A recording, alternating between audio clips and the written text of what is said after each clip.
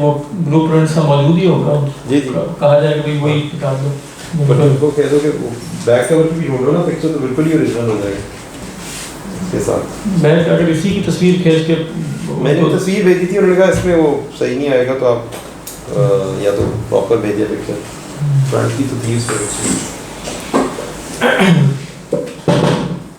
کیا جرمانہ ہے اس کا؟ اس کا 1200 روپے پرنٹنگ کا اور 400 روپے کور تک کا. بسم اللہ الرحمن الرحیم.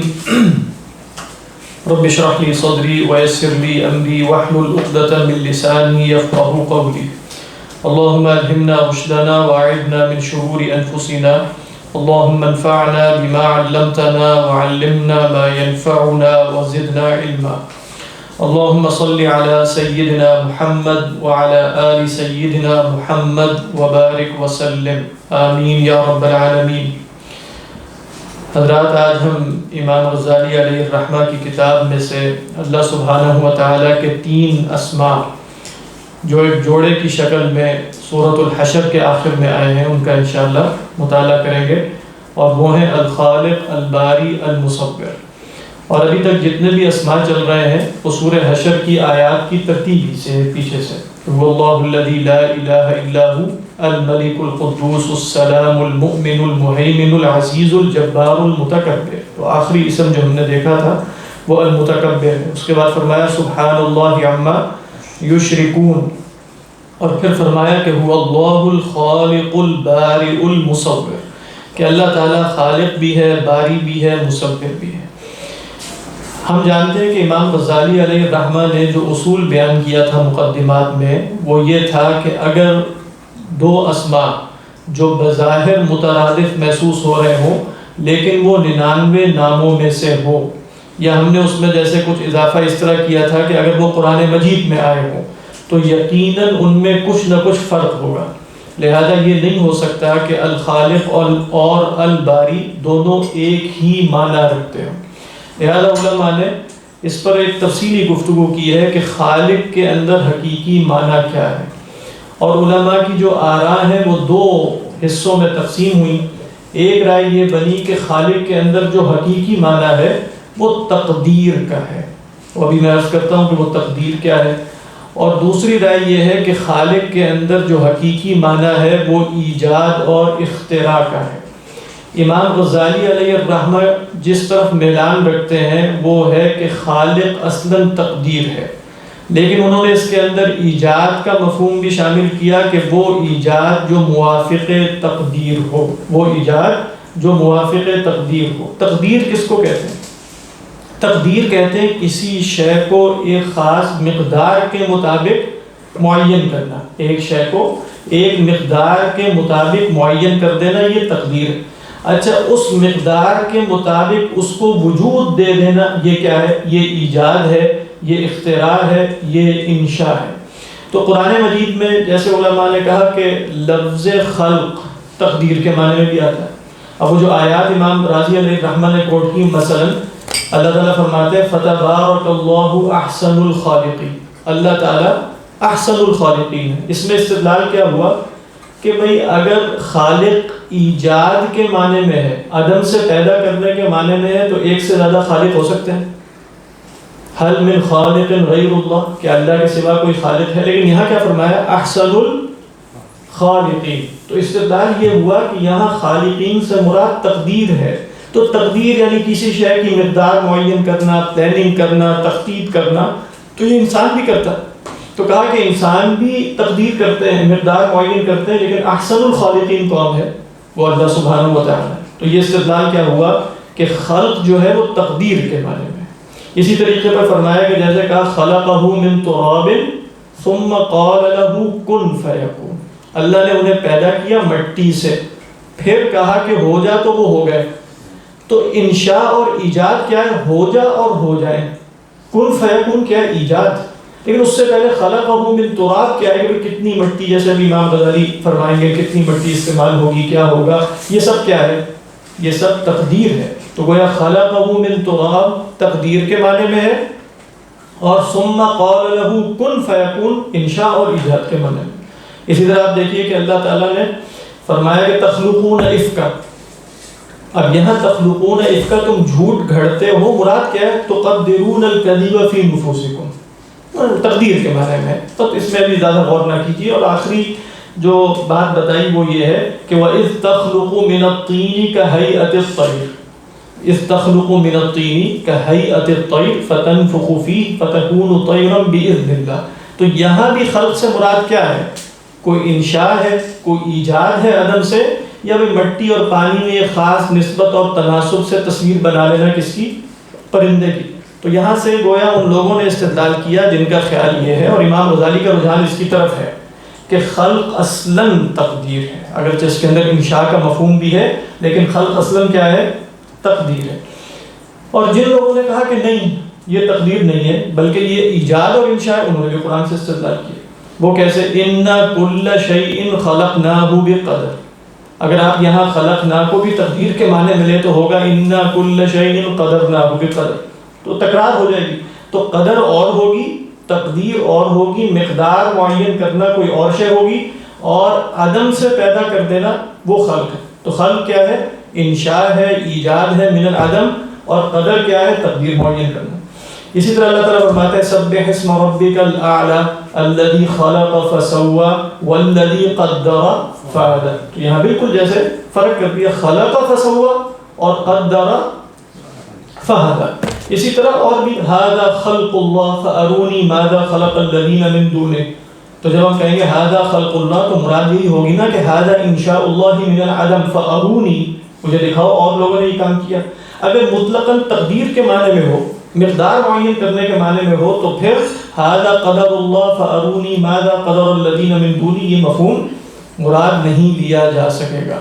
بہرحال یہ بحث اتنی اہم نہیں ہے، لیکن صرف بیان کرنے کے لیے کہ خلق کے لفظ کے اندر دو معنی کا احتمال پایا جاتا ہے. وہ دو معنی کیا ہے؟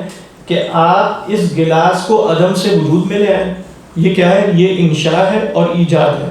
اور ایک یہ ہے کہ آپ ذہنی طور پہ سوچیں، پلاننگ کریں صرف کہ اس گلاس کے لیے شیشہ کتنا چاہیے اور انگریڈینٹس کیا ہوں گے فلاں فلاں، اور کتنی مقدار میں چیزوں کو جوڑا جائے گا تو یہ شے وجود میں آئے گی. یہ مقدار اور مقادیر معین کرنا کیا ہے؟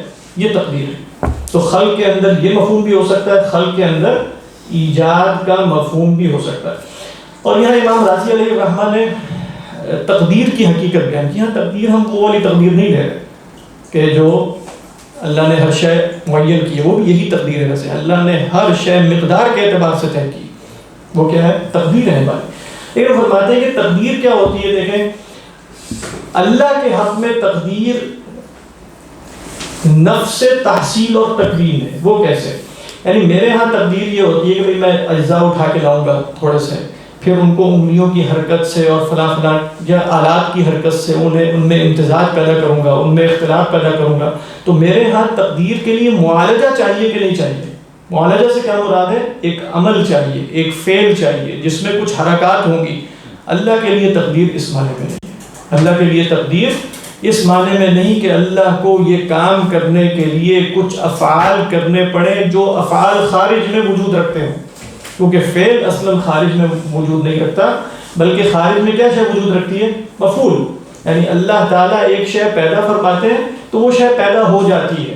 پیدا کرنے کا کوئی عمل بھی ہوتا ہے کیا خارج میں؟ کچھ بھی نہیں ہوتا، وہ تو اللہ کا محض ارادہ ہوتا ہے. تو تقدیر انسان کے لیے کیا ہے؟ وہ کچھ عمل کرتا ہے. اللہ کے لیے تقدیر اس معنی میں نہیں ہے. پھر فرماتے ہیں کہ تقدیر میں ایک اور صفت بھی متضمن ہے. وہ کیا ہے؟ الارادۃ المخصصہ. یعنی جب آپ نے یہ طے کرنا ہے کہ اس میں اتنی مقدار ہوگی، تو اس سے زیادہ بھی ہو سکتی تھی، کم بھی ہو سکتی تھی کہ نہیں. تو یہ سب مقادیر ممکنۃ الوجود ہے کہ نہیں؟ ممکنۃ الوجود ہے. تو ان میں سے ایک مقدار کو معین کرنا کس صفت کی بنیاد پہ ہوگا؟ ممکنات کو مخصوص کون سی صفت کرتی ہے؟ الارادہ. ممکنات وجود میں آتی ہیں اللہ سبحانہ و تعالیٰ کی قدرت سے، لیکن ممکنات مخصص ہوتی ہیں اللہ سبحانہ و تعالیٰ کے ارادے سے. اس کے بعد فرماتے ہیں کہ بہت اہم بات ہے، اس کا تعلق ایک کلامی بحث سے ہے جو معتزلہ کے ساتھ ہے، کہ اب یہ جو مقدار ہے اس کا علم بھی ضروری ہے کہ نہیں، کہ کون سی مقدار موافق للمصلحہ ہے. تو اس صفت تقدیر کے اندر علم بھی متضمن ہوا. کیسے؟ کہ بھئی مجھے معلوم ہونا چاہیے کہ اس شے کو وجود دینے کے لیے کون سی مقدار اس شے کے وجود کے لیے موافق ہے۔ اب اگر یہ مقدار جو اس وجود کے لیے موافق ہے غور و فکر کر کے میں حاصل کروں تو یہ بھی خلق کہلاتا ہے، اور اللہ سبحانہ و تعالیٰ کے لیے یہ ممکن نہیں، یعنی ممکن نہ ہونے سے مراد اللہ اس سے منزہ ہے۔ لیکن ایک ابو حسین البصری تھے، معتزلی بڑے عالم، انہوں نے کہا کیونکہ لغت میں خلق بمانا غور و فکر بھی آتا ہے۔ کہاں سے پتہ چلا غور و فکر کیوں آتا ہے؟ اس لیے کہ جب آپ نے تقدیر معین کرنی ہے، مقدار معین کرنی ہے، تو مقدار معین کرنے کے لیے علم نافع کا ہونا ضروری نہیں، اور علم نافع کے حصول کے لیے فکر اور نظر ضروری ہے۔ تو فکر اور نظر کو بھی اہل لغت کیا کہتے ہیں؟ خلق۔ لہذا ابو حسین البصری نے کہا کہ اللہ سبحانہ و تعالیٰ کے لیے خلق کا لفظ مجازن ہے، کیونکہ خلق اپنی حقیقت میں غور و فکر ہے۔ تو امام راضی علیہ الرحمہ فرماتے ہیں کہ نہیں، اللہ سبحانہ و تعالیٰ اس سے منزہ ہے۔ ہاں غور و فکر خلق کی حقیقت نہیں ہے، لیکن عموماً انسانوں میں اس مقدار نافع تک پہنچنے کے لیے غور و فکر شرط ہے، اور یہ شرط عادی ہے، یہ شرط عادی ہے، عقل میں نہیں۔ بہرحال یہ کچھ باتیں ہیں جو معلوم ہونی چاہیے، لیکن خلاصہ یہ کہ امام غزالی علیہ الرحمہ کا رجحان کیا ہے کہ خالق کا لفظ اپنی حقیقت میں مقدر ہے، یعنی تقدیر معین کرنے والا، اور پھر اس کے اندر ضمناً ایجاد کا مفہوم ہے۔ اور باری کیا ہے؟ باری ہے عدم سے پیدا کرنے والا، اور مصور کیا ہے؟ اسے صورت عطا کرنے والا۔ اچھا، امام غزالی کو پڑھنے سے پہلے ہم تیزی سے پڑھیں گے اس کے بعد۔ دیکھیں اس میں الخالق الباری المصور میں جو 3 الفاظ ہیں نا، اس میں امام راضی علیہ الرحمہ نے ایک نقطہ بیان کیا، وہ بہت خوبصورت ہے کہ اس میں گویا فلاسفہ کے قدیم تصورات کی نفی ہے۔ وہ نفی کیسے ہے؟ دیکھیں فلاسفہ میں کچھ ایسے تھے، بلکہ اکثر ایسے رہے، کہ جو یہ سمجھتے ہیں کہ اللہ تعالیٰ اس کائنات کی علت ہے، علت تامہ۔ علت تامہ ہونے کا مطلب یہ ہے کہ جب علت تامہ وجود میں آ جاتی ہے تو معلول کا وجود ضروری ہے، وہ کسی اور شے پر ڈیپینڈنٹ نہیں ہوتا۔ علت ناقصہ ہو تو معلول کا وجود اور بہت سی شرائط اور موانع پر منحصر ہو سکتا ہے، لیکن علت تامہ کے نتیجے میں نہیں۔ تو کیا علت تامہ سے اس کے معلول کا صدور اختیار کے ساتھ ہوگا؟ علت تامہ سے معلول کا صدور، اس کاز سے ایفیکٹ کا صدور جو پرفیکٹ کاز ہو، وہ ارادے کے نتیجے میں نہیں ہوتا۔ بات واضح ہے؟ تو ان کے ہاں یہ تصورات پیدا ہوئے کہ اللہ سبحانہ و تعالی جیسے کلیات کا عالم تو ہے، یعنی اللہ تعالیٰ جانتا ہے، لیکن وہ کیا جانتا ہے؟ کلیات جانتا ہے، یعنی وہ یہ تو جانتا ہے کہ الانسان کیا ہوتا ہے۔ مثلا الانسان سے مراد یہ کہ انسان حیوان ناطق ہے، لیکن آپ اور ہیں، یہ اور ہیں، یہ تو تشخصات ہیں نا۔ تشخصات کے نتیجے میں صرف آپ انسان ناطق، حیوان ناطق رہے ہیں، یا آپ ایک خاص زمان میں بھی ہیں، مکان میں بھی ہیں، رنگت میں بھی ہیں، روپ میں بھی ہیں۔ یہ تشخصات ہے نا، وہ ماہیت مجردہ یا وہ کلی ان تشخصات کے ساتھ وجود میں آئی ہے نا خارج میں۔ ان سب یہ کیا ہے؟ یہ جزئیات ہیں، ان کا علم ضروری نہیں ہے۔ تو کہتے ہیں کہ خالق میں اس بات ہے کس کا؟ کہ وہ مقدر ہے، اور مقدر کے اندر جو انہوں نے استدلال قائم کیا کہ اس کے اندر علم کیا ہے؟ متضمن ہے۔ ہو ہی نہیں سکتا کہ مقدار نافع کا علم مقدر ہونا ہو۔ کہتے ہیں واللہ الخالق میں فلاسفہ کے اس تصور کی نفی ہے۔ اچھا، باری میں کہتے ہیں ان کے ہاں تصور کیا تھا کہ حیولہ جو ہے، وہ جو فارم لیس ایک میٹر ہے یا سبسٹنس ہے، وہ کیا ہے؟ وہ قدیم ہے۔ ایسا ہی ہے نا ان کے ہاں تصور۔ تو کہتے ہیں الباری میں اشارہ یہ ہے کہ کوئی شے قدیم نہیں ہے، ہر شے عدم سے وجود میں آئی ہے۔ پھر ان کے ہاں کیا تھا؟ المصور۔ ان پر ایک اشکال ہوا تھا کہ اگر واحد سے واحد پیدا ہوتا ہے تو یہ کائنات میں متعدد صورتیں کہاں سے آ گئی؟ تو انہوں نے کہا کہ یہ صورتیں اصلاً یہ جو طبائع پیدا ہو گئے ہیں ان کا تقاضا، یہ ڈائریکٹ اللہ سبحانہ و تعالیٰ کا فعل نہیں ہے۔ یعنی میری ایک صورت جسمانیہ ہوگی، میری ایک صورت نوعیہ ہوگی، یعنی جب بھی کوئی شے وجود میں آئے گی اس عالم عناصر میں تو وہ لازماً صورت جسمانیہ بھی رکھے گی، صورت نوعیہ بھی۔ جسمانی سے کیا مراد ہے؟ جسمانی سے مراد یہ ہے کہ وہ لمبائی رکھے گی، چوڑائی رکھے گی، پھر وہ کسی نوع میں ہوگی۔ یعنی میری صورت جسمیہ تو ہے ہی ہے، کیونکہ میں لمبائی بھی رکھتا ہوں، چوڑائی بھی ہے، اونچائی بھی ہے، گہرائی بھی ہے، اور ساتھ ساتھ کیا ہے؟ صورت نوعیہ بھی ہے کہ میں ایک انسان ہوں۔ ایسا ہی ہے نا۔ تو یہ صورتیں جو وجود میں آ رہی ہیں، اس میں علت اولا کا مسئلہ نہیں ہے، یہ چیزوں کی طبائع ہیں۔ تو تو کہا کہ المصور میں اس کی نفی کر دی. واللہ الخالق، صاحب علم بھی وہی ہے، اسی نے تخطیط کی ہے، اسی نے پلاننگ کی ہے. الباری بھی وہی ہے، اسی نے ہر شے کو عدم سے وجود دیا ہے. المصور بھی وہی ہے، ہر شے کی صورت گری بھی وہی کرتا ہے. جیسے فرمایا نا والذی یصورکم فی الارحام کیف یشاء. تو بہرحال یہ بھی ایک کام کی بات ہے، یعنی یہ جو تینوں لفظ ایک ترتیب کے ساتھ ہے، الخالق، الباری، المصور. اب ہم امام صاحب علیہ الرحمہ کو پڑھ لیتے ہیں چاہے کہ کچھ گھنٹوں کے بعد.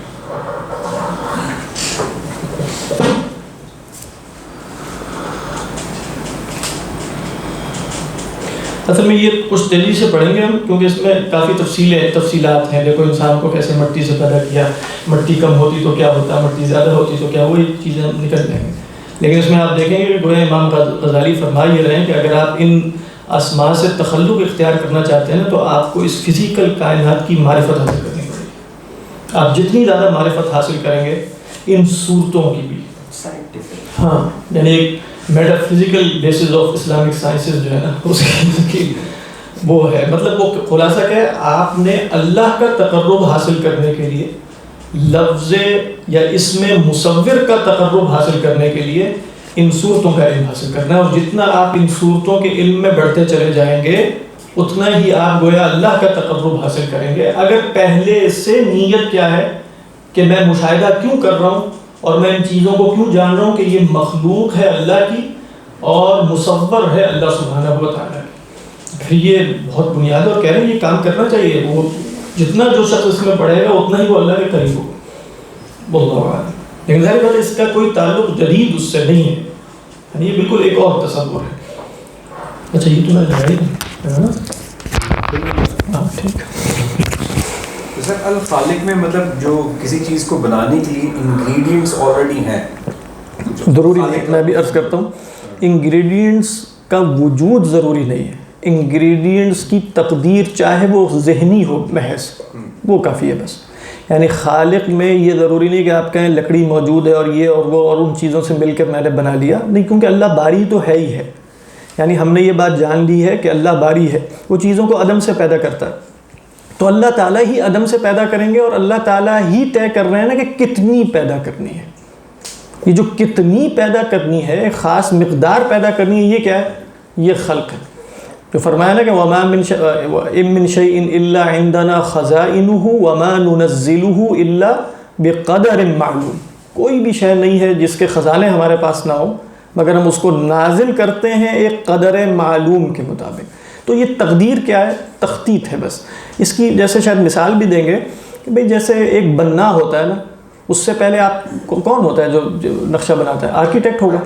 تو آرکیٹیکٹ جو ہے وہ نقشہ بنا دے گا کہ بھئی یہاں اتنا مطلب اتنی سیمنٹ ادھر چاہیے ہوگی اگر آپ نے اتنا وزن اس کے اوپر ڈالنا ہے، اور یہاں اتنا سریا ہوگا اور یہاں اتنا لوہا ہوگا. چاہے ابھی نہ وہ سریا آیا ہو نہ لوہا آیا ہو، محض وہ کاپی پر آپ کو ایک بلو پرنٹ دے دے گا. تو یہ کیا ہے؟ یہ تقدیر ہے، یہ خلق ہے اس تصور کے مطابق. آرکیٹیکٹ کا کام جو ہے وہ خالق والا کہہ سکتے ہیں. ابھی ہم دیکھ لیں گے، لیکن امام صاحب فرمائیں گے کہ دیکھو خلق کے اندر بھی ایجاد ہے بعد از تقدیر. بعد از تقدیر اس کے اندر ایجاد کا مفہوم بھی ہے.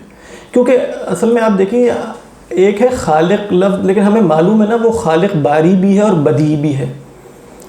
اچھا باری بھی عدم سے پیدا کرنا ہے، بدیع کا کیا مفہوم ہے؟ یہاں بدیع کا لفظ نہیں آیا، شاید وہ بعد میں آئے گا. تو بدیع جو ہے اس کے اندر عدم سے پیدا کرنے کا معنی ضروری نہیں ہے.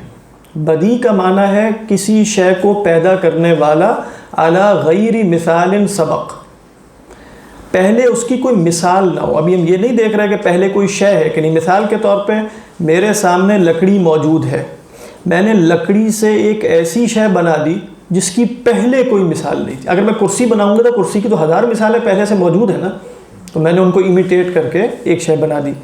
لیکن اگر میں ایک ایسی نئی شے بنا دوں کہ جو پہلے کبھی کسی نے سوچی ہی نہ ہو اور نہ اس کی ماں قبل کوئی مثال ہو، تو میں نے کیا کیا ہے؟ میں بدیع ہوں. اب میں نے کوئی شے عدم سے پیدا نہیں کی لیکن اعلیٰ غیری مثال سبق. اسی طرح آپ دیکھیں کہ لفظ بدعت جو استعمال ہوتا ہے دین میں، وہ کیا ہے؟ آپ ایک ایسا عمل لے کر آتے ہیں اعلیٰ غیری مثال سبق، یعنی جس کی کوئی مثال ما قبل نہیں پائی جاتی. یعنی نہ دور صحابہ میں، نہ اللہ کے نبی صلی اللہ علیہ وسلم کے زمانے میں، اور نہ کوئی دلیل شرعی کے ذریعے اس پر قیاس ہو سکتا، کوئی استناد بھی نہیں ہو سکتا، کوئی بھی مثال موجود نہیں ہے نا، اس کی کوئی نظیر موجود نہیں ہے جس پر اسے قیاس کیا جا سکے. تو پھر وہ کیا ہے؟ وہ بدعت ہے، وہ ایک انوویشن ہے، وہ اپنی طرف سے کچھ ایجاد کیا گیا. تو بدعت کے یعنی بدی کے لفظ کے اندر اللہ تعالیٰ آتا ہے نا بدیع السماوات والارض. اسی طرح آتا ہے جیسے باری بھی ہے، اگرچہ باری السماوات والارض نہیں ہے.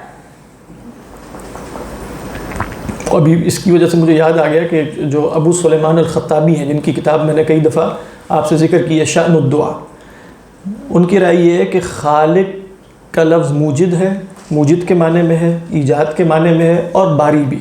لیکن فرماتے ہیں اگر آپ اہل لغت، اور یہ بات بڑی زبردست لگی ہے، اگر آپ اہل لغت کے استعمالات دیکھیں تو وہ باری کو خاص کرتے ہیں حیوانات کے لیے، یعنی باری پیدا کرنے والے ہی کو کہتے ہیں.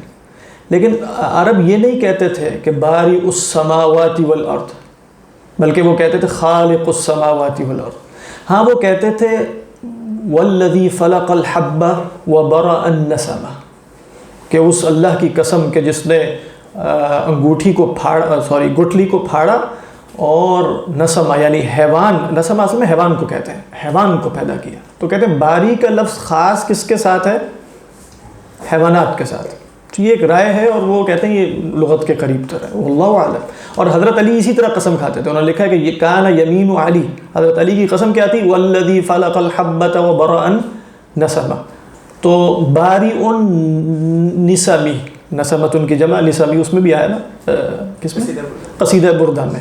تو باری نسمی کہا جاتا ہے، یعنی حیوانات کو، روحوں کو، جاندار مخلوق کو. آپ یوں کہیں جاندار مخلوق کو پیدا کرنے والا کون ہے؟ باری. اور خالق کون ہے؟ اس کی نسبت عموماً جانداروں کی طرف بھی ہے اور غیر جانداروں کی طرف بھی ہے. تو خالق اور باری میں ابو سلیمان الخطابی علیہ الرحمہ کے ہاں کیا پھر معنی پیدا ہوگا؟ عموم و خصوص، یعنی عموم مطلق و خصوص مطلق. کیسے؟ عام مطلق کون ہے؟ خالق، یعنی ہر باری خالق ہے. بات واضح ہے کہ نہیں؟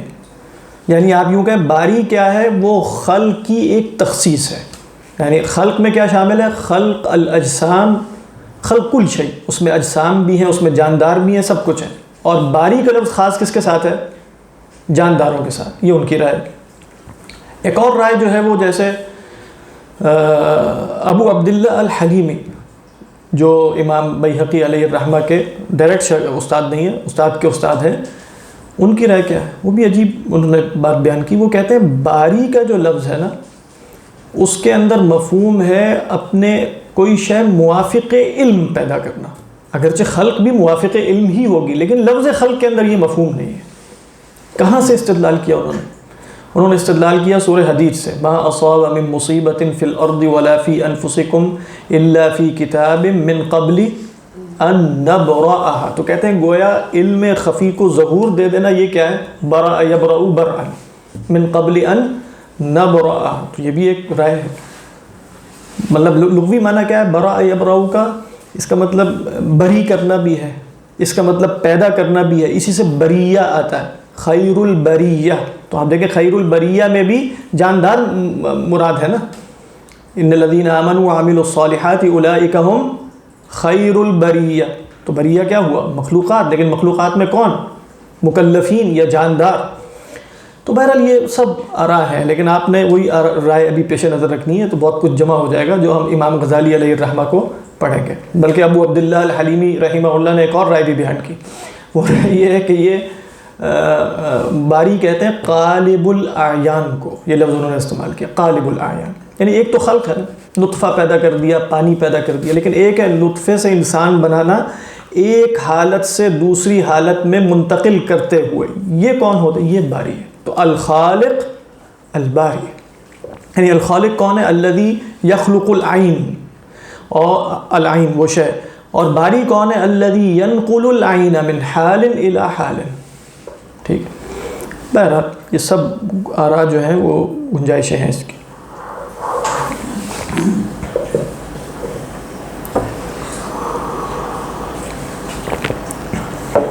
بسم اللہ.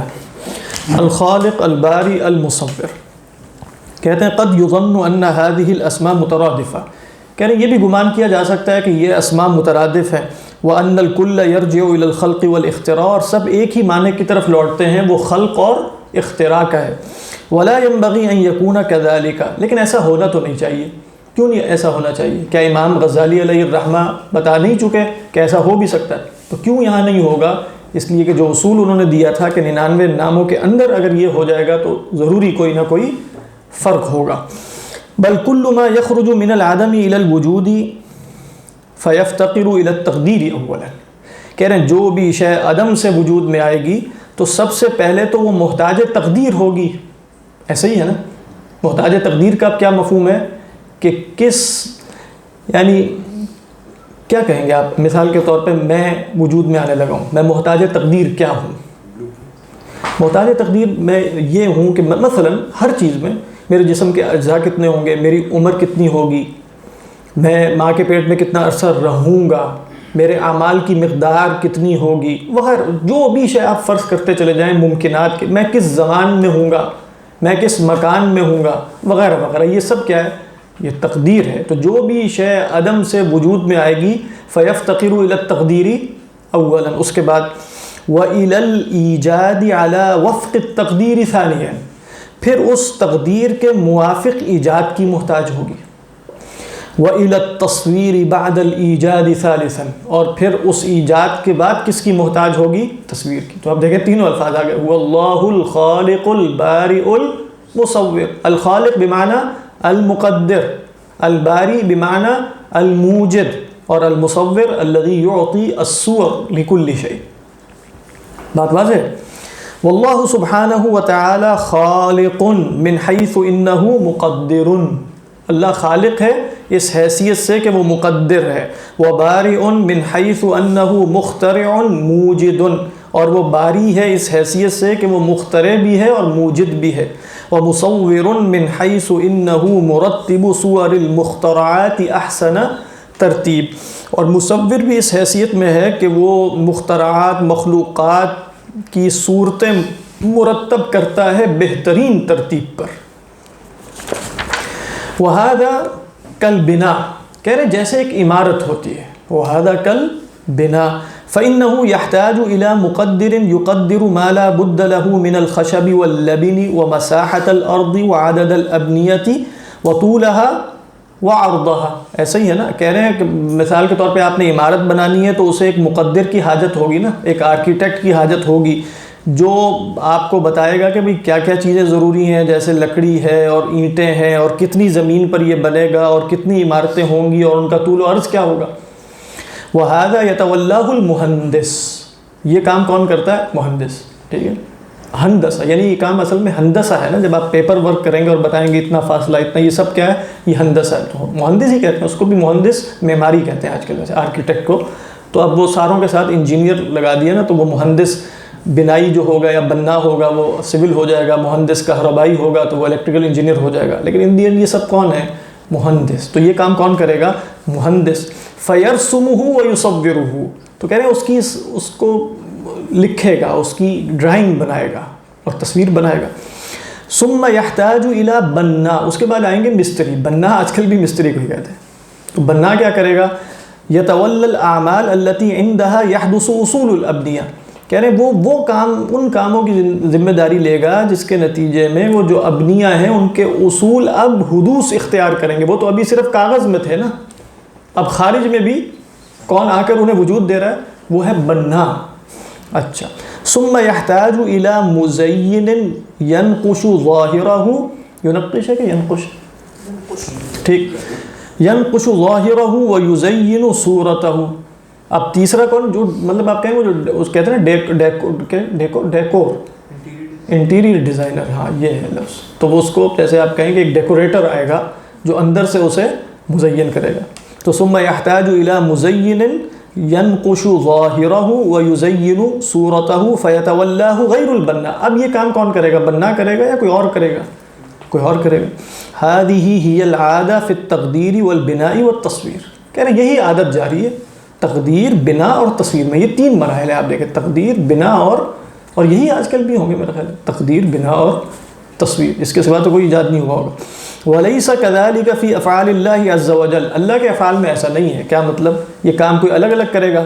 بل هو المقدر والموجد والمزین فهو الخالق البارئ المصور، یعنی یہاں تک انہوں نے گویا آپ کو تینوں الفاظ کا معنی سمجھا دیا ہے، الخالق البارئ المصور۔ اب وہ جیسے تفصیلی مثال دیتے ہیں، وَمِثَالُهُ الْإِنسان، کہتے ہیں جیسے انسان ہے، وَهُوَ أَحَدُ مَخْلُوقَاتِهِ وَهُوَ مُحْتَاجٌ فِي وُجُودِهِ أَوَّلًا إِلَىٰ أَن يُقَدَّرَ مَا مِنْهُ وُجُودُهُ، يقدر ہے کہ يقدر ہے؟ ٹھیک، يقدر ما منه وجوده فإنه جسم مخصوص، کہتے ہیں جیسے انسان جو اللہ کی ایک مخلوق ہے، سب سے پہلے تو وہ اپنے وجود میں اس بات کا محتاج ہوا نا کہ اس شے کو مقدر کیا جائے جس سے اس کا وجود ہوگا۔ فإنه جسم مخصوص، کیونکہ انسان ایک جسم مخصوص ہے۔ فلا بد من الجسم اولا حتى يخصص بالصفات، تو صفات سے مخصوص ہونے سے پہلے تو جسم ضروری ہے نا، کیونکہ جب ہم کہیں گے کہ انسان جسم مخصوص ہے تو اس تخصص کا ورود کسی جسم پر ہوگا۔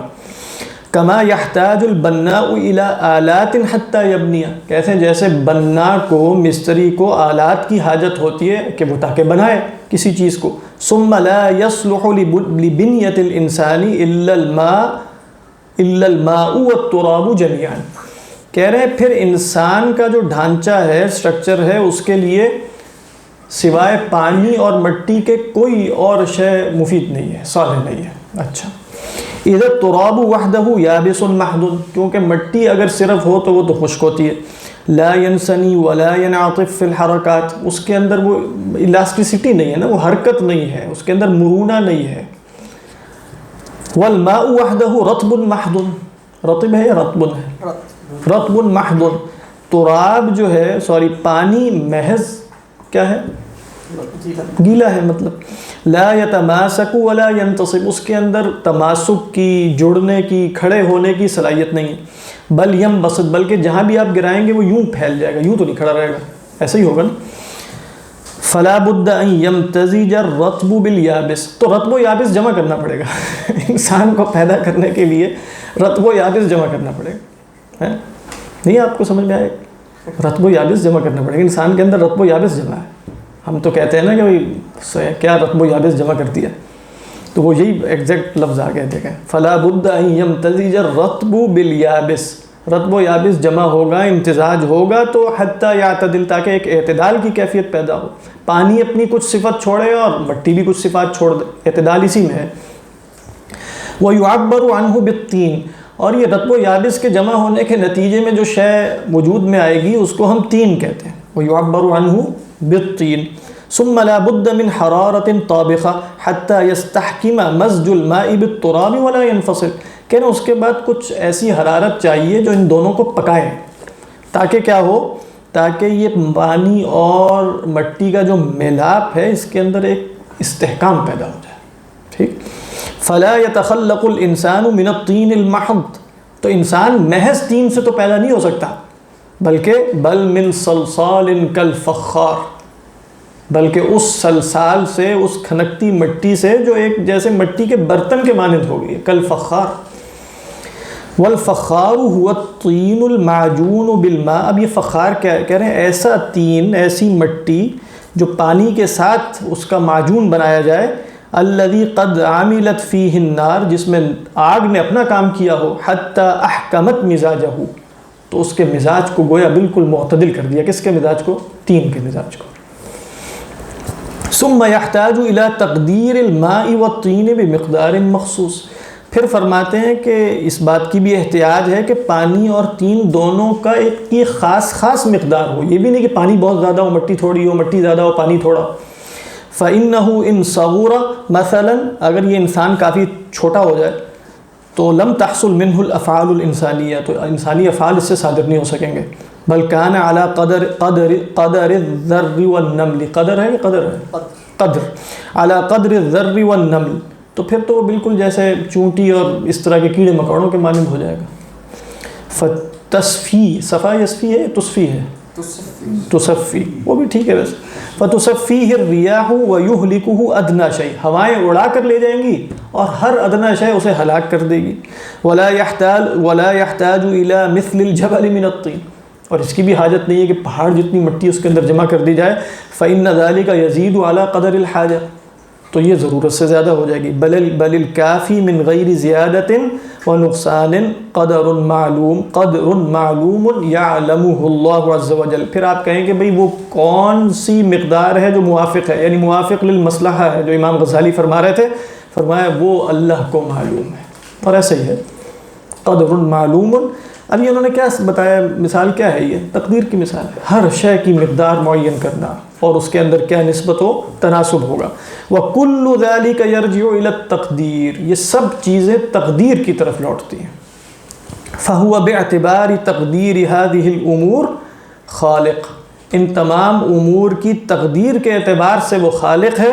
وَبِاعْتِبَارِ الْإِيجَادِ عَلَى وَفْقِ التَّقْدِيرِ مُصَوِّرٌ, اور اس تقدیر کے موافق پیدا کرنے میں وہ کون ہے, مصور. یہ کیوں کہا انہوں نے, ذرا کوئی صاحب بتائیے کہ اعتبار تقدیر کے ساتھ پیدا کرنا وہ باری ہے یا مصور ہے؟ یہاں تو باری ہمارے غلط اور لکھا. آپ کے ہاں کیا ہے, اس کے بعد کیا ہے؟ ہمارے ایسے ہیں فَهُوَ بِاعْتِبَارِ تَقْدِيرِ هَذِهِ الْأُمُورِ وَبِاعْتِبَارِ الْإِيجَادِ عَلَى وَفْقِ التَّقْدِيرِ خَالِقٌ وَهُوَ بِاعْتِبَارِ مُجَرَّدِ الْإِيجَادِ وَالْإِخْرَاجِ مِنَ الْعَدَمِ إِلَى الْوُجُودِ بَارِئٌ. ٹھیک ہے, یہی ہوگا. لیکن اس میں بھی جو مجھے ایک حکمت سمجھ میں آ رہی تھی وہ بھی ایک ہو سکتی ہے. دیکھیں, جب آپ تقدیر کے موافق پیدا کریں گے تو صورت خود بخود پیدا ہو جائے گی کہ نہیں.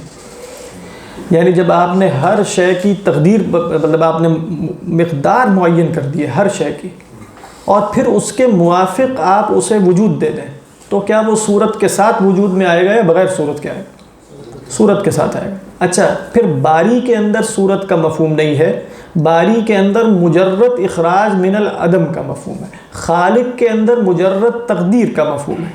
اگرچہ وہ آگے بتائیں گے, جو آپ لوگوں کے ہیں اس معنی کی تائید اس اگلی عبارت سے ہوتی ہے جس میں وہ کہیں گے کہ خالق کے اندر ایجاد بھی ہے تقدیر کے ساتھ.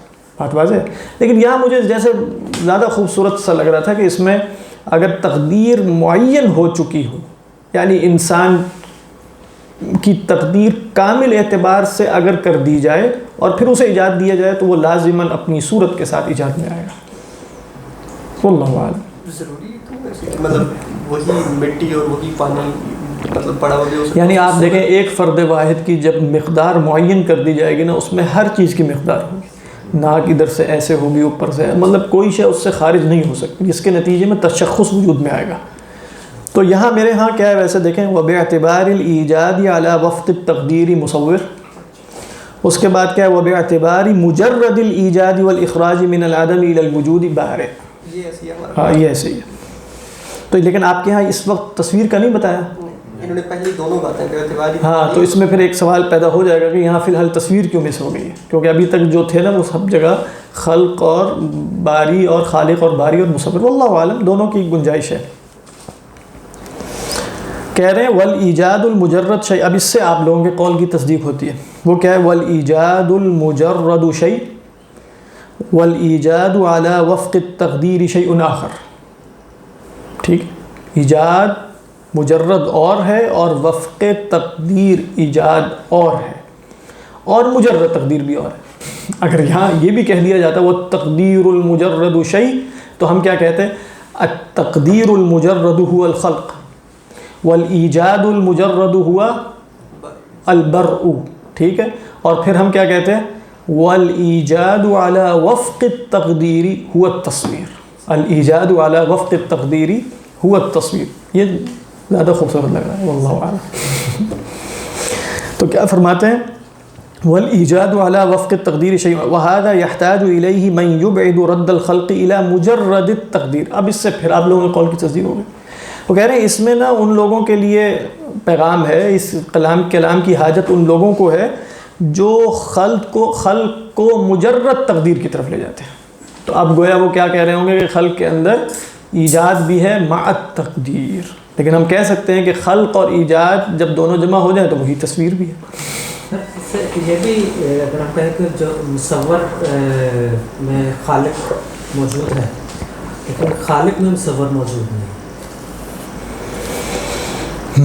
یا اللہ منطقی سوال ہے. ہاں مطلب آپ کہیں کہ ایک ہے لفظ خالق کے لغوی معنی میں لفظ مصور موجود ہے کہ نہیں، تو نہیں ہے، یعنی خلق کے لغوی معنی میں مصور نہیں ہے.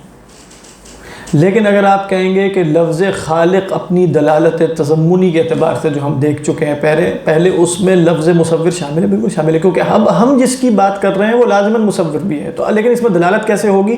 الخالق، تو امام غزالی فرما چکے ہیں پہلے، آپ وہ یاد کریں. خالق کی دلالت کیا ہے؟ ایک ذات مجرد پر جو مبہم ہے ہمارے لیے، اور ساتھ ایک صفت ہے، وہ صفت کیا ہے؟ خلق. اچھا، پھر ہم نے دیکھا کہ یہ ذات مجرد اور بھی صفات سے متضمن ہے، اور بھی صفات سے متصف ہے.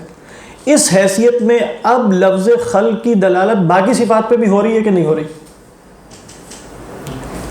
ہو رہی ہے نا.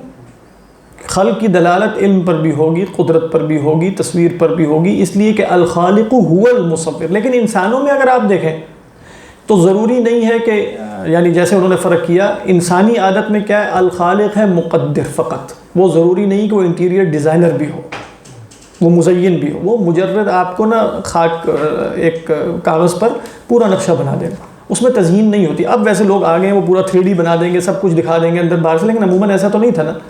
تو وہاں کون ہے؟ خالق اور ہے، اور موجد بننا ہے، اس کے بعد مصور جو ہے وہ ڈیکوریٹر ہے. لیکن اللہ سبحانہ و تعالیٰ کے ہاں جیسے وہ بتا چکے وہاں ایسا نہیں ہے، وہاں وہی مقدر ہے، وہی مصور ہے، وہی باری ہے. تو اب آپ کہیں گے کہ الخالق هو المصور، خالق ہی مصور. نہیں بات سمجھ میں آ گئی؟ واللہ اعلم. وهذا يحتاج إليه من يبعد رد الخلق إلى مجرد التقدير مع أن له في اللغة وجها.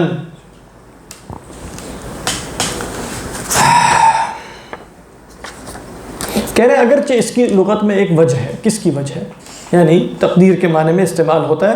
اذ العرب تسمي الحذاء خالقا. حذاء کون ہے؟ اسکافی. امام رازی علیہ الرحمہ نے اس کے لفظ بھی اسکافی کا استعمال کیا. حذاء کون ہے؟ احذیہ بنانے والا. احذیہ یعنی جوتے بنانے والے کو عرب کیا کہہ دیتے ہیں؟ خالق. کیوں خالق ہے؟ اس کی جمع استعمال کرتے ہیں خوالق. یعنی خوالق کون ہے عربوں کے ہاں؟ اساقفہ. اساقفہ کون ہے؟ موچی. کیوں کہہ دیتے ہیں؟ کہہ رہے ہیں لتقدیرہ بعض طاقات النعل علی بعض. وہ بالکل جیسے مقدر کرتا ہے نا کہ ایک جوتا دوسرے کے بالکل مانند ہو، ان دونوں کی مقدار ایک ہو، ایک جیسی شکل ہو، سب کچھ. اس بنا پر اس کو کیا کہہ دیا جاتا ہے؟ مقدر ہے چونکہ وہ، لہذا اس کو بھی خالق کہہ دیتے ہیں. اگرچہ وہ وجود بھی دیتا ہے، لیکن وہ وجود کیسے دیتا ہے؟ علی وفق التقدیر. اچھا، اس کے بعد ولذلک قول الشاعر، یہ مشہور شعر ہے. یہ ایک صاحب تھے حمدان ابن فلاں، پتہ نہیں کون صاحب تھے، ان کی مدح میں. اور یہ کیا مدح کی اس نے؟ وَلَا أَنْتَ تَفْرِي مَا خَلَقْتَ وَبَعْضُ الْقَوْمِ يَخْلُقُ ثُمَّ لَا يَفْرِي. کہہ رہے ہیں تم تو ایسے ہو کہ جو سوچتے ہو نا وہ کر گزرتے. میں محاورہ بتا رہا ہوں. کچھ لوگ تو ایسے ہیں کہ سوچتے رہ جاتے ہیں، کرتے کچھ نہیں. یعنی یہاں اصل میں کیا تھا؟ تفری ما خلقتا، یعنی خلقتا سے کیا مراد ہے؟ قدرتا. لیکن اس کے بعد کیا کہتے ہو؟ تفری. یہاں تفری سے مراد ہے قطع، یعنی اس کو کاٹتے بھی ہو، فیل بھی کرتے ہو. فرا یفری. اور بعض القوم یخلق ثم لا یفری. بعض لوگ ایسے ہیں جو خیالی پلاؤ ہی بناتے رہ جاتے ہیں، کرتے کراتے کچھ نہیں. تو یہ ہے. واللہ اعلم. یہاں تک بات سمجھ میں آ گئی؟ اچھا. فَأَمَّا اسْمُ الْمُصَوِّرِ فَهُوَ لَهُ مِنْ حَيْثُ رَتَّبَ صُوَرَ الْأَشْيَاءِ أَحْسَنَ تَرْتِيبٍ وَصَوَّرَهَا أَحْسَنَ تَصْوِيرٍ. کہ وہ اس حیثیت سے کہ اس نے صورتیں مرتب کی بہترین ترتیب پر اور ان کی صورت گری کی بہترین تصویر پر. وَهَذَا مِنْ أَوْصَافِ الْفِعْلِ. یہ اللہ کے افعال کے اوصاف ہیں. فَلَا يَعْلَمُ حَقِيقَتَهُ إِلَّا مَنْ. یہ ہے وہ بات، اس کی کون حقیقت جانے گا؟ إِلَّا مَنْ يَعْلَمُ صُورَةَ الْعَالَمِ عَلَى الْجُمْلَةِ ثُمَّ عَلَى التَّفْصِيلِ. یہاں گویا وہ آپ کو دعوت دے رہے ہیں، اور آگے بھی دیں گے جب وہ حس بیان کریں گے کہ آپ اس عالم کو جانیں علی التفصیل. یعنی کیا اللہ تعالیٰ کا ہم سے مطالبہ ہے کہ ہم اللہ کی کائنات میں جو اللہ کی صورت گریاں ہیں اور اللہ کی مخلوقات ہیں اس پر غور و فکر کریں، انہیں جانیں اور اللہ کی تصویر کا مشاہدہ کریں. امام غزالی فرماتے ہیں یہ دینی مطالبہ ہے، یہ ان دی اینڈ دینی مطالبہ ہے، آپ کو کرنا چاہیے کام. لیکن کس حیثیت سے کرنا چاہیے؟ للتقرب الی اللہ سبحانہ وتعالی لکی نزداد علما بصفات اللہ کی صفات کا علم بڑھے. اللہ کی تصویر کا مصور ہونے کا علم کیسے بنے گا؟ جب تک ہم غور نہیں کریں گے اللہ کی تصویرات میں، صورت گریوں میں. تو کیا فرماتے ہیں؟ فلا يعلم حقيقته الا من يعلم صورة العالم على الجملة ثم على التفصيل فإن العالم كله في حكم شخص واحد. پورے کا پورا عالم گویا ایک شخص واحد ہے، جس کو آپ عالم اکبر کہتے ہیں. انسان عالم اصغر ہے اور پورا عالم کیا ہے؟ عالم اکبر. ویسے یہاں تو امام غزالی یہ بتائیں گے کہ بھئی آپ کو عالم اکبر کو جاننا ہے، تفصیل میں جانیں. کچھ جگہوں پر امام غزالی فرماتے ہیں کہ جیسے عالم اکبر کی تفصیلی معرفت حاصل ہونا انسان کے بس کی بات نہیں ہے، عمر بہت تھوڑی ہے کہ آپ ساری زندگی اسی میں لگا دیں. تو پھر انہوں نے فرمایا کہ جیسے عالم اصغر میں پورا عالم اکبر جمع کیا جا چکا ہے، یعنی انسان، تو انسان کو جان لینا اندر باہر اچھے طریقے پر، ظاہری وجود کے اعتبار سے بھی اور حقیقی وجود اور نفس ناطقہ کے اعتبار سے بھی یہ کفیل ہے اس بات کا کہ آپ عالم اصغر کو بھی جان چکے ہیں، اکبر کو. تو کہہ رہے ہیں کہ پورا عالم بھی ایک حکم شخص واحد میں ہے. مرکب من اعضاء متعاونہ علی الغرض المطلوب من، جس کو مرکب کیا گیا ہے ایسے اعضاء میں جو ایک دوسرے سے تعاون کرتے ہیں غرض مطلوب کے حصول کے لیے. وَإِنَّمَا أَعْضَاؤُهُ وَأَجْزَاؤُهُ، ہمارے اعضاء تو یہ ہیں نا جو ہمیں نظر آ رہے ہیں. عالم کے اجزاء کیا ہیں؟ السماوات والکواکب والارضون، آسمان، کواکب، ستارے، ارضون، انہوں نے ارض کی جمع استعمال کیے تھے، زمینیں. وما بینہما من الماء والہواء وغیرہما، اور جو ان دونوں کے درمیان پانی، ہوا، جو کچھ بھی ہے. وقد رتبت اجزاؤہ ترتیبا محکما، نہایت محکم طریقے پر ان کی ترتیب بندی کی گئی ہے.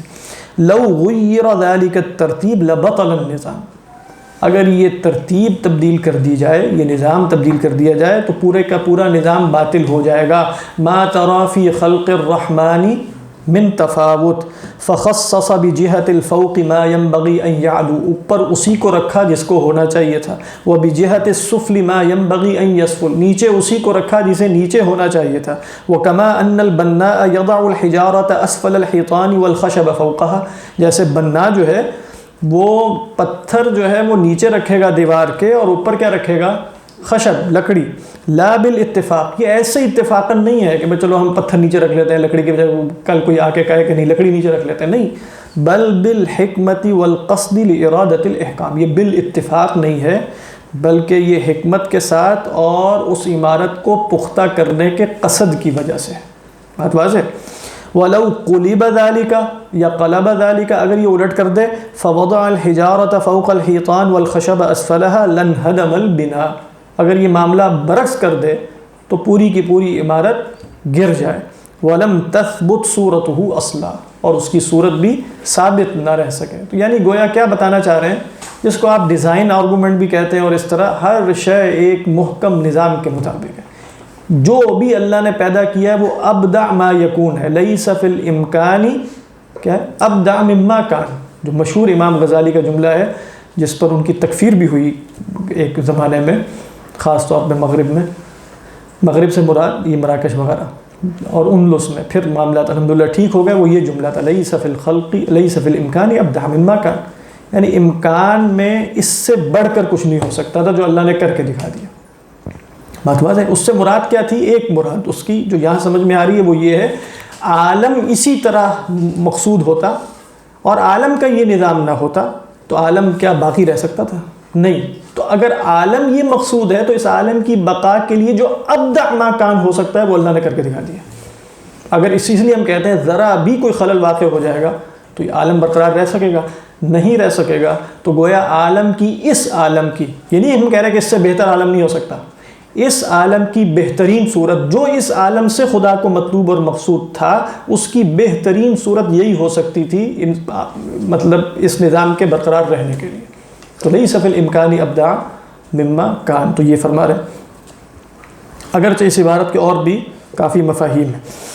تو فرماتے ہیں فَكَذَلِكَ يَنبَغِي أَن يُفْهَمَ السَّبَبُ فِي عُلُوِّ الْكَوَاكِبِ وَتَسَفُّلِ الْأَرْضِ وَالْمَاءِ. یعنی ایسے ہی سمجھنا چاہیے کہ کواکب کیوں بلند ہیں اور پانی اور زمین نیچے کیوں ہے. وسائری یا سائر یفہم سائر کہ سائری سائری یعنی فی کے ساتھ اس کا تعلق، فی سائری وفی سائری انواع الترتیب فی الاجزاء العظام من اجزاء العالم، اور جتنے بھی بڑے بڑے اجزاء ہیں اجزاء عالم میں سے ان سب کی ترتیب میں بھی اسی طرح سمجھنا چاہیے۔ وَلَوْ ذَهَبْنَا نَصِفُ أَجْزَاءَ الْعَالَمِ وَنُحْصِيهَا ثُمَّ نَذْكُرُ الْحِكْمَةَ فِي تَرْتِيبِهَا لَطَالَ الْكَلَامُ، کہنا اگر ہم اب یہی کام یہاں شروع کر دیں کہ ہم پورے عالم کو بیان کریں، احصاء کریں، پھر حکمت کے بیان کریں، کلام لمبا ہو جائے گا۔ لیکن امام غزالی کیا بتانا چاہ رہے ہیں؟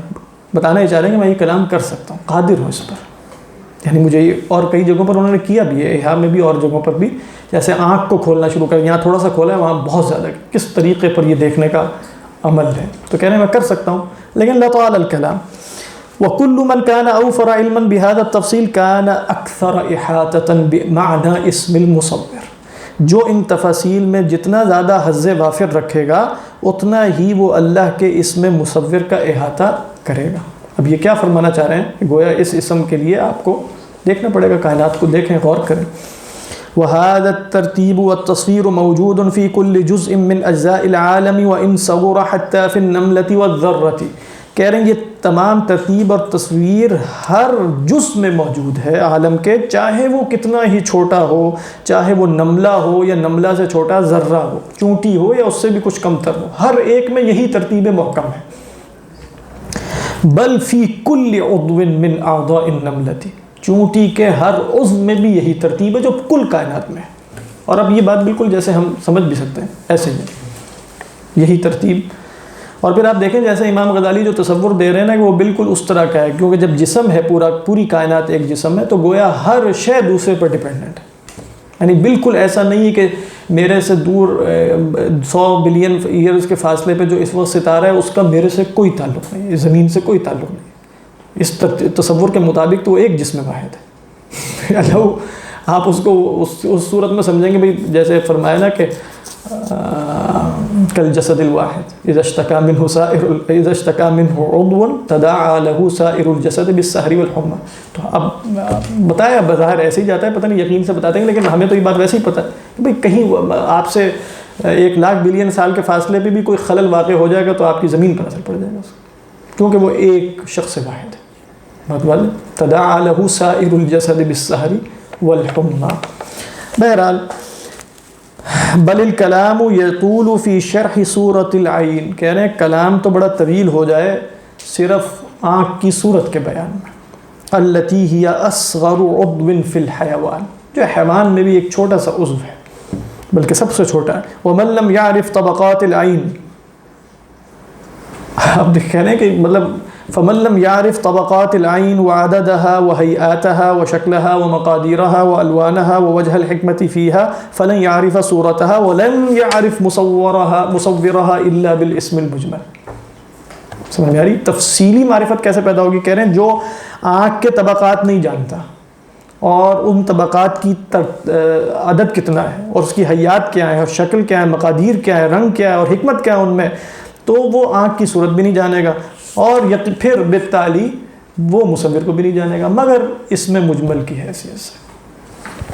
بات واضح۔ وَهَكَذَا الْقَوْلُ فِي كُلِّ صُورَةٍ لِكُلِّ حَيَوَانٍ وَنَبَاتٍ بَلْ لِكُلِّ جُزْءٍ مِّن كُلِّ حَيَوَانٍ وَنَبَاتٍ۔ تو یہاں تک جیسے انہوں نے کچھ وضاحت کر دی ہے کہ لفظ خالق، باری اور مصور امام غزالی علیہ الرحمہ کے ہاں کیا سمجھ میں آیا کہ الخالق هو المقدر والباری هو الموجد الاشیاء من العدم، اور اس کے بعد المصور الذي يرتب الصور على احسن ترتیب ويصورها على احسن صورت۔ تو یہ 3 نام ہیں اللہ سبحانہ و تعالیٰ کے۔ اس میں باقی حظ عبد کیا ہے کہ انسان ان سے تخلق کیسے اختیار کرے گا، تو وہ انشاءاللہ پھر ہم دیکھیں گے اگلی نشست میں۔ اور وہ امام غزالی ہی کا اس کے بعد جو اللہ کا نام ہے وہ بہت خوبصورت ہے ہم لوگوں کے لیے بھی، اور تمام نام ہی خوبصورت ہیں، وہ ہے اللہ کا نام الغفار۔ الغفار تو یہ ہم پہلے بھی پڑھ چکے ہیں ویسے الغفار امام غزالی علیہ الرحمہ نے، بلکہ وہ جگہ پڑھ کر آئیے گا کہ جس میں الغفور، الغافر اور الغفار کا فرق بیان کیا تھا مقدمات میں سے، شاید کسی کو یاد ہو یا یاد نہ ہو۔ کوئی سوال ہے تو پوچھ سکتے.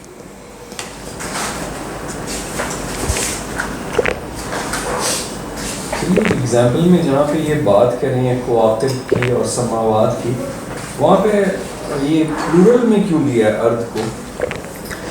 مطلب یہی بتانے کے لیے کہ زمین ایک سے زیادہ ہے. یہی بتانے کے لیے کیا یہ دلیل ہے؟ جی یہ دلیل ہے زمین؟ نہیں، یہ دلیل نہیں، یہ اس بات پہ دلیل ہے کہ امام غزالی یہ فرما رہے ہیں کہ زمین ایک سے زیادہ ہے. اس پہ دلیل ہے. قرآن مجید میں دلیل تو وہ مشہور آیت ہے اللہ الذی خلق سبع سماوات ومن الارض مثلہن. اگرچہ قطعی آیت نہیں ہے لیکن اکثر علماء نے یہاں کہا کہ ومن الارض مثلہن فی العدد، یعنی اللہ نے 7 آسمان بھی پیدا کیے اور زمین بھی عدد میں اتنی ہی ہے، 7 زمینیں بھی ہیں. بعض روایات میں ہے کہ اس کو 7 زمینوں کا طوق پہنایا جائے گا جو ایک شبر بھی زمین کو ناحق غصب کرے گا. تو پھر بعض روایات میں پتہ چلتا ہے کہ جیسے 7ویں زمین کے نیچے سجین ہے، 7ویں آسمان کے اوپر علیین ہے، اللہ بہتر جانتا ہے. لیکن پھر حضرت عبداللہ ابن عباس کا وہ مشہور اثر ہے جو تھوڑا سا کنٹروورشل بھی ہوا ہمارے ہندوستان میں، اس کی سند پر بھی علماء کا کلام ہے، کوئی یقینی بات نہیں ہے. وہ یہ جو امتناع نظیر کا ایک مسئلہ تھا نا، اس میں یہ والا اثر جو ہے وہ بہت زیادہ کوٹ ہوتا تھا. وہ یہی کہ اللہ نے 7 زمین پیدا کی ہیں، اس میں تمہارے نوح کے مانند نوح ہے اور آدم کے مانند آدم ہے، اور اس طرح ایک روایت ہے. تو اگرچہ وہ روایت سنداً قوی نہیں ہے. اللہ اعلم. ملٹی ورس کہیں یا ملٹی ارتھ کا ورس تو پھر اور لمبی بات ہو جائے گی. یونیورسز اور مطلب خالی زمین ہی مطلب ہمیں زمین اور ڈھونڈنے کے لیے بھی کسی اور یونیورس میں جانے کی اتنی ضرورت نہیں، کیونکہ یہ کافی بڑی ہے اسی میں مل جائے تو اچھا ہے. لیکن اللہ کے ہاں عوالم ہو سکتے ہیں. رب العالمین میں بھی علماء نے کہا ہے کہ عوالم اور بھی ہو سکتے ہیں، اور اس میں کوئی ایسی بات نہیں ہے. اگر اللہ یہ کائنات پیدا کر سکتا ہے، اس کے مانند ہزاروں اور بھی پیدا کر سکتا ہے. ہزاروں لاکھوں کہکشائیں ہیں، تو ان میں بھی یقیناً اس طرح کی یا مطلب اور نوع کی زمین ہو سکتی ہے، حیات ہو سکتی ہے. یقیناً تو نہیں ہو سکتی، ہو سکتی ہے بس، یعنی یقیناً نہیں کہنا چاہیے. یقیناً کے لیے تو کوئی دلیل چاہیے. ویسے قرآن مجید کے ایک عام مطالعے سے ایسا محسوس ہوتا ہے کہ شاید نہیں ہے. یعنی انسان کو ایک بہت ہی اسپیشل حیثیت میں ٹریٹ کیا گیا کہ تمہارے لیے زمین و آسمان مسخر ہے، تم جیسے اس کائنات میں مہمان ہو، تم اشرف المخلوقات ہو، تمہیں مسجود ملائکہ. یہ ہو سکتا ہے کہ اور کہیں حیات پائی جاتی ہو، حیات، لیکن یہ کہ انسانی حیات کہیں اور ہے کہ نہیں، واللہ عالم. اگرچہ یہ نصوص بھی قطعی نہیں ہے، ہو بھی سکتی ہے، نہیں بھی ہو سکتی. یہ مسئلہ اس سے کوئی فرق واقع نہیں ہوگا. اگر ہوگی تو ہوگی، نہیں ہے نہیں. تو اگر کہیں ہوگی بھی تو وہ ہم اس کو ریکگنائز نہیں کر سکتے انسان، اس کی بھی کوئی دلیل نہیں ہو سکتا ریکگنائز بھی کر سکیں. مطلب ہندی ہمارے پاس کوئی دلیل نہیں ہے نا کہ ہم کہیں کہ اللہ می نے کہہ دیا ہے کہ کوئی اور حیات ہے لیکن تم ان سے رابطہ کبھی نہیں کر سکو گے. ایسا بھی کچھ نہیں فرمایا. نہ یہ فرمایا کہ رابطہ کر لو گے، یہ بھی نہیں فرمایا. یہ سب چیزیں وہ ہیں جو مسکوت عن ہیں. ایک کے بارے میں فرمایا کہ تم انہیں نہیں دیکھتے، وہ دیکھتے. ہاں، جیسے جنات کے بارے میں کہہ دی، وہ تو ہمیں پتہ ہے، وہ اور سیاروں ستاروں پر بھی چلے جاتے ہوں گے. پھر یہ بھی ہمیں پتہ ہے کہ آسمانوں میں فرشتے تو ہیں، ہر جگہ موجود ہیں. فرشتے ایک مخلوق ہیں، زندہ مخلوق ہیں. اسی طرح ایک روایت میں ہے کہ ومن آیت میں ہے سورہ شورى میں ومن آیاتہ خلق السماوات والارض وما بث فیہما من دابۃ وما بث فیہما الارض والسماوات. تو اب وہاں دابہ کے لفظ میں اختلاف ہو گیا کہ دابہ کا لفظ ملائکہ پہ بولا جا سکتا ہے کہ نہیں. تو جن لوگوں نے کہا نہیں بولا جا سکتا، انہوں نے گویا پھر بتایا کہ آسمانوں میں دواب بھی، وما بث فیہما من دابۃ. اگرچہ ایک تیسری رائے بھی ہے کہ فیہما بول کر فی حالی مراد لیا گیا، وہ الگ اس کی دلیل ہوتی ہے، لغت میں اس کے بھی دلائل موجود ہیں. لیکن کہنے کا مقصد یہ ہے کہ جو مسائل غیر قطعی ہیں اور اللہ نے اس میں خاموشی اختیار کی ہے، تو اس میں دونوں احتمال رکھنے چاہیے، اور ان میں سے کسی ایک کو بھی کوئی دینی موقف نہیں بنانا چاہیے. اور اگر آپ کو سائنس آج بتا دے بالفرض کہ بھئی ہم نے تلاش کر لی ہے فلاں جگہ حیات انسانی، نہ تصدیق کریں نہ تکذیب. نہیں، انڈین تصدیق کرنے کی بھی کوئی ضرورت نہیں، تکذیب بھی کرنے کی ضرورت نہیں. کیوں؟ اس لیے کہ یہ وہ چیزیں جو مسکوت عن ہوئے ہیں، بنی اسرائیل روایت کریں ہمیں ان چیزوں کے بارے میں جو مسکوت عن ہوئے. تو اللہ کے رسول صلی اللہ علیہ وسلم کی کیا ہے؟ لا تصدقوہم ولا تکذبوہم. ٹھیک ہے، بولتے رہو. ہوتا کیا ہے جب ہم تصدیق کر کے اسے دین بنا دیں، پھر پرسوں کچھ اور ہی نہ بتا دیں پھر مسائل پیدا ہوتے ہیں. تو لا تصدقوہم ولا تکذبوہم، آپ وہ آپ سے کہیں کہ نہیں ہو سکتی، آپ کہیں ہو سکتی، اگر وہ کہیں مطلب کوئی حرم ہو سکتی ہے لیکن نہیں ہے کہ نہیں، ہو سکتی ہے، ہمیں کیا پتہ، جا کے تو ہم نے نہیں دیکھی. جن کو امریکنس کو اٹھا کے وہ لے جاتے ہیں انڈینس پہ، ان کے وہ کر کے بھیجتے ہیں نا، ان کو دوبارہ سے واپس بھیجتے ہیں انیٹمی وغیرہ چیک کر کے، اچھا وہ تو کر سکتے ہیں تصدیق. ہاں پتہ نہیں اس میں بھی آپ کو کیا، آپ کو مطلب یو ایف اوز آگے لے جاتی ہیں. کبھی یقین نہیں ہوا ان لوگوں کو دیکھ کے کہ ہاں مطلب آپ دیکھیں نا کہ ہوگا اس کو یقین. اس کو اتنا مطلب ایسے ہی ہیں. نہیں ابھی سے کہتے ہیں ہماری آنکھیں نکالنی تھیں، پھر آنکھیں دوبارہ واپس. کس کو آبزرو کیا؟ یونیورس کو جی جی جتنا ابھی تک آبزرو کیا ہے، یوز کیا ہے، اس سے لگتا یہ ہے کہ تو اب صرف پتہ یہ دیکھ رہے ہیں. ہاں ویسے کوئی شروع کا پوائنٹ ہی انسان ابھی تک دیکھ سکے. جتنی وسعت آگے وہ پریڈکٹ کر رہے ہیں، یہ جو کچھ دیکھا ہے انہوں نے، وہ تو بہت ہی ایک ایسے نقطے کی طرح ہوتا ہے. اصل میں کچھ چیزیں تو وہ دیکھتے ہیں نا، کچھ چیزیں نیکڈ آئی سے نہیں دیکھی جاتی، مطلب وہ آپ کو جیسے اس وقت کائنات کا ایک کورس دیکھ کر ایک تھیوری بنا کر بتا دیں گے کہ اس کا ماضی یہی ہو سکتا ہے. وہ ایک ماڈل بنائیں گے، اس ماڈل کے مطابق آپ کو بتا دیں گے، جیسے بگ بینگ تھیوری ایک ماڈل ہے نا، تو اب وہ ماڈل بن گیا، تو اب وہ ماڈل آپ کو یہ ایکسپلین کر دے گا نا کہ اس کا ماضی کیا ہونا چاہیے، تو وہ آپ کو ہو سکتا ہے واپس لیتے لیتے بتا دیں کہ یہ ایک سنگولیرٹی کی طرف جائے گا. اب وہ دیکھ نہیں رہی یہ چیزیں، لیکن ایک تخمینہ ہوتا ہے، کائنات کی وسعت کے ہو سکتا ہے کچھ عرصے بعد یہ ماڈل نیا بن جائے. تو اب نیا ماڈل بن جائے گا تو اس کے نتیجے میں کیا ہوگا، ایک نئی ہسٹری، ایک نیا فیوچر پیدا ہو جائے گا. لہٰذا ہر چیز کی یعنی تصدیق یعنی کرنے کی ضرورت نہیں. یعنی ان دی اینڈ آپ کا بگ بینگ فیکٹ ہے، جیسے لوگ کھڑے ہو کے بولتے رہتے، ضروری نہیں ہے وہ فیکٹ ہو. مجھے تو نہیں لگتا کہ وہ فیکٹ بنے گا. کیا خیال ہے؟ ابھی تک اس کے ساتھ تھیوری لکھا ہوا تو نہیں مطلب فیکٹ سے مراد یہ کہ وہ ایک ماڈل ہے. میں صحیح بتا، ابھی بھی کچھ آلٹرنیٹ جو ماڈلس ہیں وہ اویلیبل ہیں یعنی سائنسی دنیا میں. اس کو بنانے کے لیے سے جو سائنس کو جس طرح یہ لوگ ان کا جو فارمولا بنانے کا طریقہ ہے کہ وہ تو پرسیپشن، کنسیپشن، تھیوری، وہ تو آپ کو بتاتے ہیں اصل میں نا سائنس کی کتابوں میں. حقیقتاً ایسا نہیں ہوتا. نہیں تو ایک آئیڈیا دے دیا نا انسان کو. حقیقتاً ایسا نہیں ہوتا کہ بالکل ایک آبجیکٹو آبزرویشن کا کوئی وجود ہے کہ نہیں. یہ بات خود بہت زیادہ ڈیبیٹیبل ہے کہ آپ کسی شے کو پہلے سے پری کنسیوڈ آئیڈیاز کے بغیر اور بغیر کوئی ماورائی تصور رکھے بغیر آبزرویشن کرتے ہیں کسی شے کی. واللہ اعلم، مجھے نہیں پتا کہ ہو سکتا ہے کہ نہیں ہو سکتا، ہو سکتا ہے ہو سکتی ہو، لیکن یہ بات خود ڈیبیٹیبل رہے گی نا. لیکن وہ سائنس کی کتاب جب ہم پڑھتے ہیں میٹرک میں، اس سے پہلے مجھے لگتا ہے سائنٹیفک میتھڈ آف کیا ہے وہ لکھا ہوتا ہے، ریسرچ ہے پتہ نہیں کیا چیز ہے جو بھی ہے.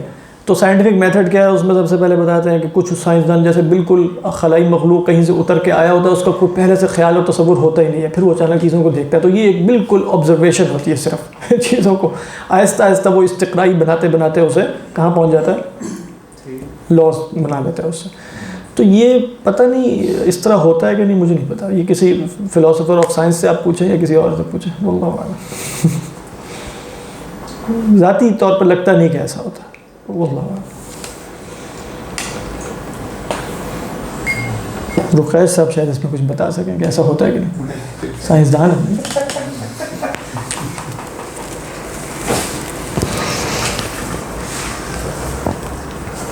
جھگڑائی میں آ گیا.